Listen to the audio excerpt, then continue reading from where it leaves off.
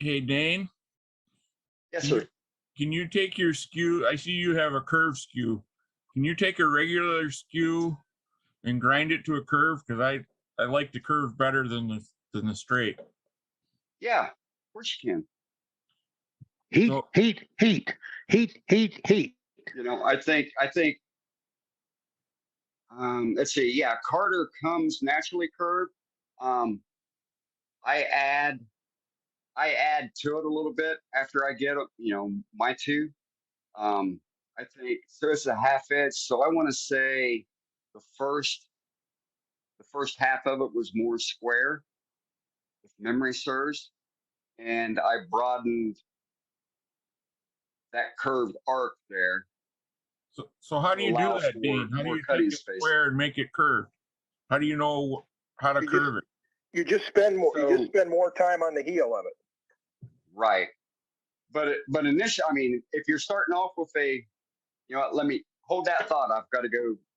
My alarm just popped up for my cat, so I am very diligent about the insulin. So I'll be right back.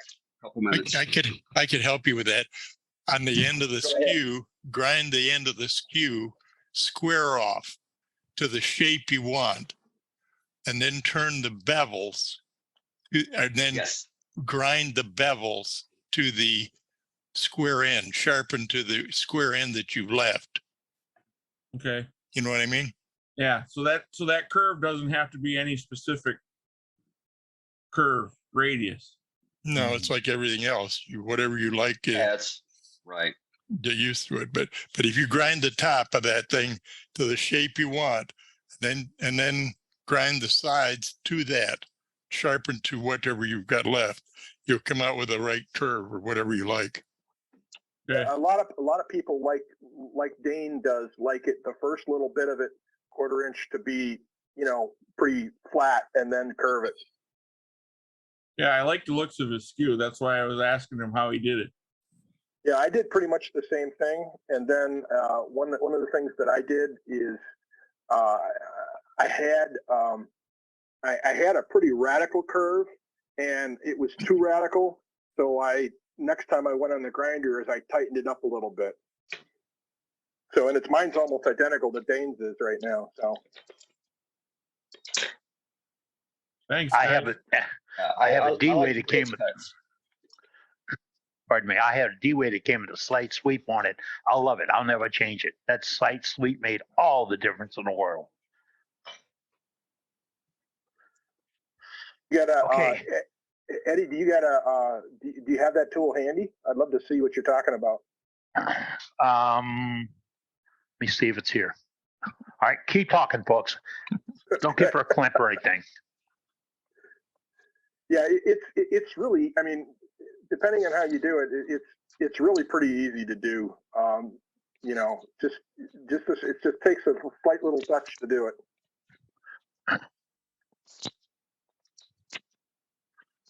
I have it. All righty.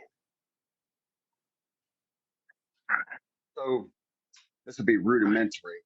So I do have, the straightforward, typical skewed grind. And so from this point here, what I would do, or what I do, is I would literally, for that corner, 1/3 of it, I've got it designated there with the marker. I would take that straight in against the grinder, flat, and remove that excess material. And then from there, you're back to your preferred angle, whatever that included angle is going to be, 22 degrees, 25, 27, 18, whatever it is. And then from there, I would focus on working that radius on both sides on the grinder. And you're just doing a half moon, but only for that third, that you just blunted, that you ground off when you went straight into the grinder until you start getting that point. And then from there, you would connect the grind from up, of course, then up here on top, I would also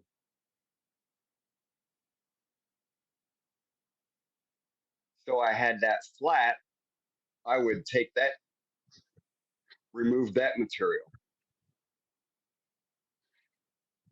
by going straight in.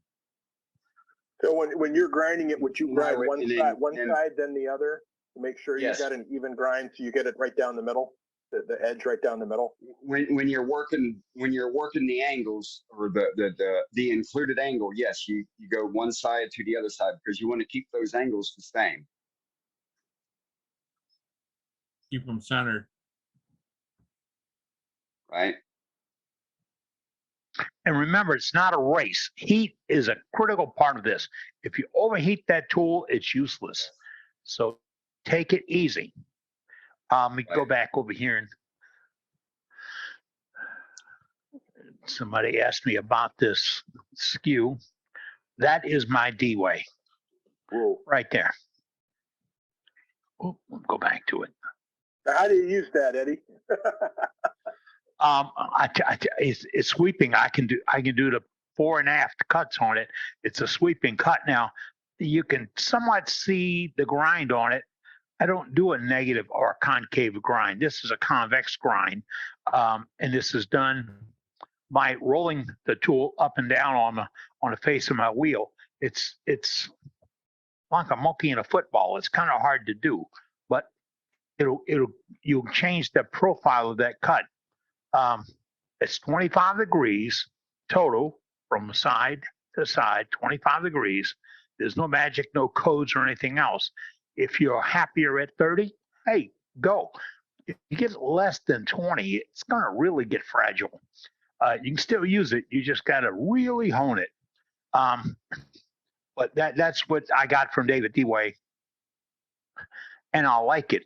And what I really like about it is it's made of good enough steel to where it won't work me to death of sharpening it, and it does a very good job. I like it. One of the many tools I have from that group that are really nice.